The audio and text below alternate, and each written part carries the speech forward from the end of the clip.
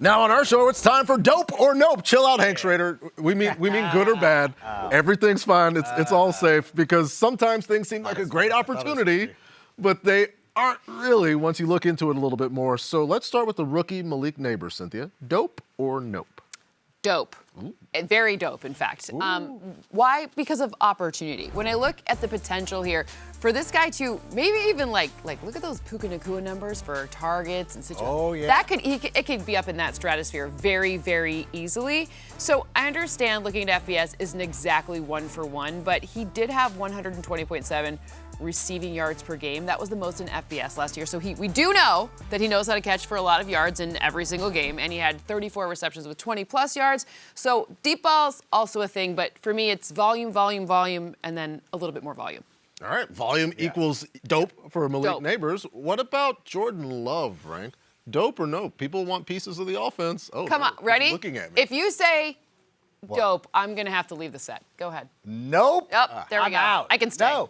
I understand. He finished very strong last season. A lot of people are very excited.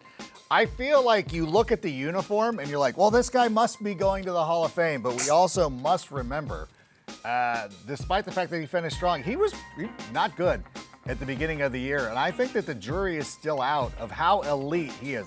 He's a good quarterback. I had a high grade on him coming out of Utah State. But at the same time, for the draft price that he's going for, I'd rather wait for Kyler Murray. Like, I'm not doing this. I will allow other people. I saw him go ahead of C.J. Stroud in a draft, and Stop I it. struggled. I did, and it's just amusing to me.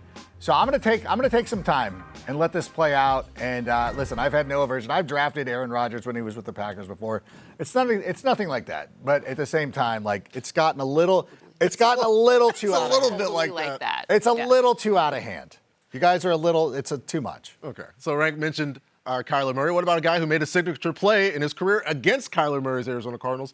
DK Metcalf. Dope or nope? I'm going with nope, and it's nothing personal. I just don't know how this offense is going to look. Everything is different. New head coach, new offensive coordinator in Ryan Grubb. This could be a situation where things get spread way around. And by the way, he's been outside the top 20 at the position in 3 straight seasons. And last year he finished as wide receiver number 21, but that was really fueled by 17% of fantasy points occurring in 1 week, which is week 13. So if you take that out, he would be wide receiver number 33. So for me, it's just too much of a question mark for similarly ADPing guys. He's right now the 4th rounder, wide receiver 19. No way, Jose.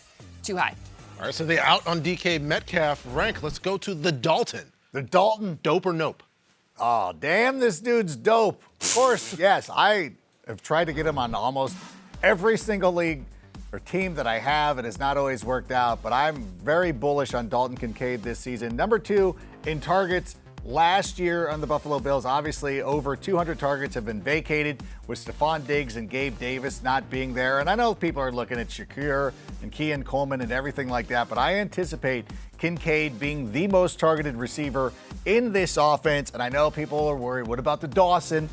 Last 3 games of the season, including the playoffs, both players were on the field. Dalton Kincaid outscored them in each one of them, despite the fact that the Dawson had a touchdown in 2 of the 3, but he was getting like 1 9-yard touchdown for his only deal. The best thing about the Dalton